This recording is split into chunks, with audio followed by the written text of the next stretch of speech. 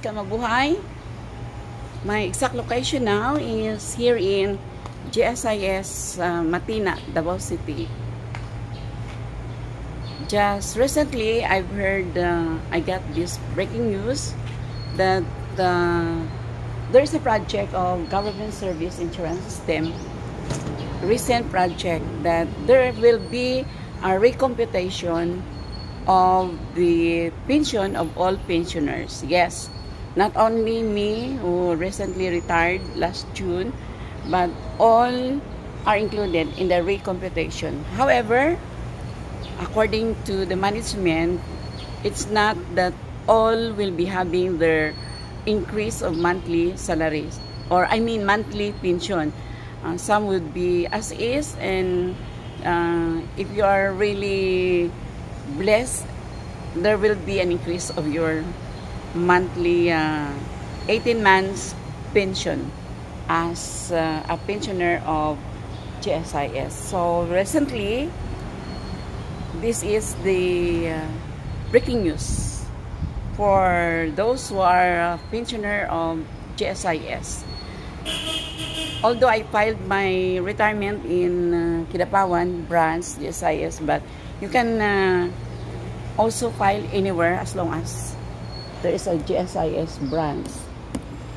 I would like to feature their new office. This is now the new office of GSIS Matina, Davao, which many years ago I was there on that big GSIS building, but according to the security guards, it was already what do you call that in engineering works, like condemned building. So meaning it's not already fit for use. So they made another office here, and this is it, just near the previous or the old big GSIS office. Here I am enjoying life to the fullest, filing my request for recomputation of my GSIS pension. But here in Davao branch GSIS, I was told that there is no more requirement that you are going to file the request for recomputation. It's already automatic. Yeah, automatically, all of you who are pensioners, your pension will all be recomputed. But as what I have mentioned ago, there is no assurance that you will surely have an increase of your monthly pension. Just keep on praying. Some would be as is, will just be retained. So this is the good news to all GSIS pensioners. However, I was told in Kidapawan branch office, the pensioners are really required to file the request, how do you call this one? Request for recomputation. Just like what I have filled up a while ago. However, the office of Matina GSIS told me that that is already unnecessary form to be accomplished. So this is my breaking news, my good news to all my co-pensioners. No need of filing this one. This is request form according to the guards, GSIS pensioner request form, or PRF. No more requirements to file this one. In as much as long you are a GSIS pensioner, automatically it will be included on the recomputation, regardless you retire just recently or many years ago. It will be included in the recomputation. Okay. With me now is another pensioner. Ma'am, is it okay? He's a pensioner also. So this is my coverage of the breaking news here in my GSIS family. This service having their excellent services. Their office hour here is Monday to Friday, 8 a.m. to 5 p.m. No noon break. Okay, GSIS. They have also their CR, male and female. Have a glimpse of the old GSIS building, the big one. This already includes in this one, includes there's being the fence already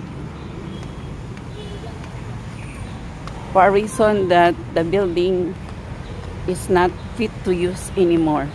That's it. Take a look of that.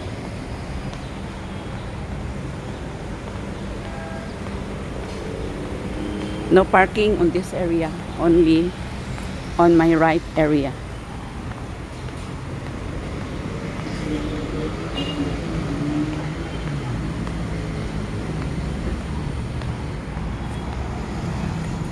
This way to GSIS office. There, this is the signage.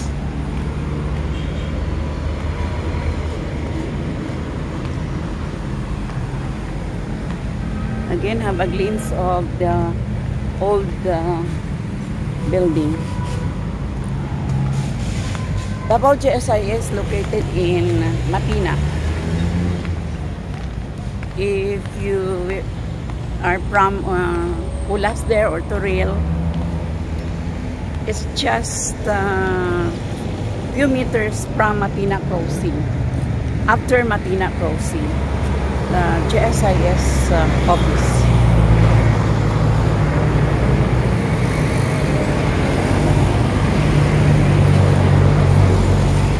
Demolition permit number 0104328. So this is the number that the building is already subjective to demolition. Let's have a glance of the old space of GSIS. The building is already for demolition.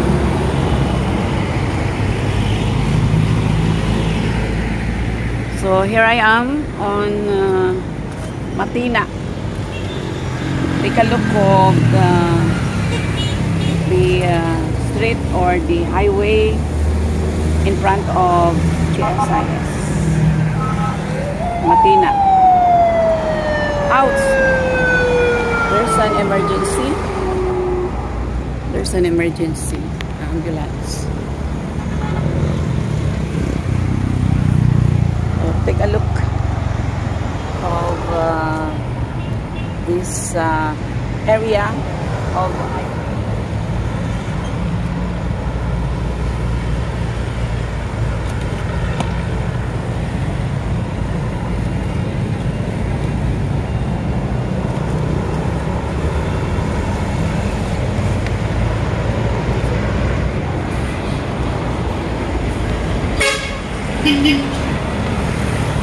so hot, 1 o'clock already.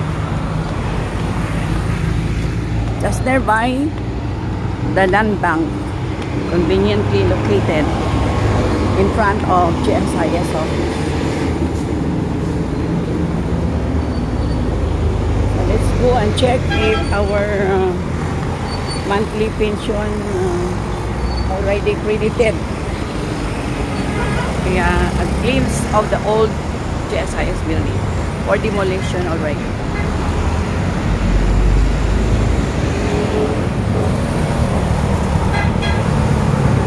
This is my day in Davao, the life of the retired teacher. Life is here in Davao. My picture of the latest breaking news of GSIS pensioners.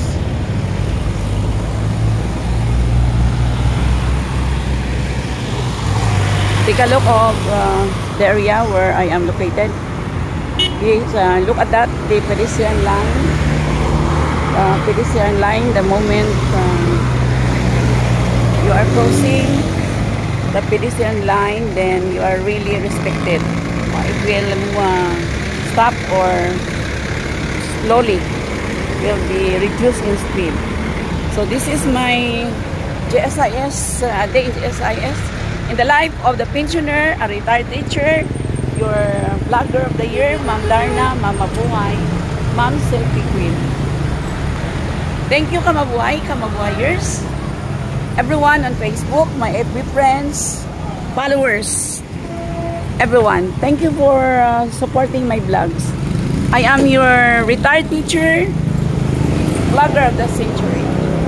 Teacher being Erlinda B. Basilio Rendon. Live and alive, Matina, Davao City, here in GSIS, new building. Mabuhay until my next vlog. Thank you, everyone. Mabuhay. Gandang buhay, mabuting tao, gandang buhay. Good person, good life. Good life, good person. Long live! Mabuhay!